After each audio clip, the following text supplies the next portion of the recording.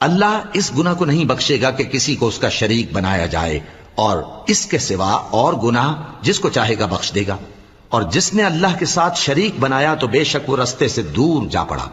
یہ لوگ اللہ کے سوا جو پرستش کرتے ہیں تو کچھ دیویوں کی، اور پکارتے بھی ہیں تو شیطان سرکشی کو، جس پر اللہ نے لعنت کی ہے۔ اور وہ اللہ سے کہنے لگا میں تیرے بندوں سے غیر اللہ کی نیاز دلوا کر مال کا ایک مقرر حصہ لے لیا کروں گا، اور ان کو گمراہ کرتا اور انہیں امیدیں دلاتا رہوں گا، اور یہ سکھاتا رہوں گا کہ جانوروں کے کان چیرتے رہیں، اور انہیں سمجھاتا رہوں گا، تو وہ اللہ کی بنائی ہوئی صورتوں کو بگاڑتے رہیں گے۔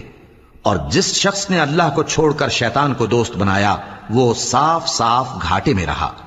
وہ ان کو وعدے دیتا ہے اور امیدیں دلاتا ہے، اور جو کچھ شیطان انہیں وعدے دیتا ہے وہ دھوکہ ہی دھوکہ ہے۔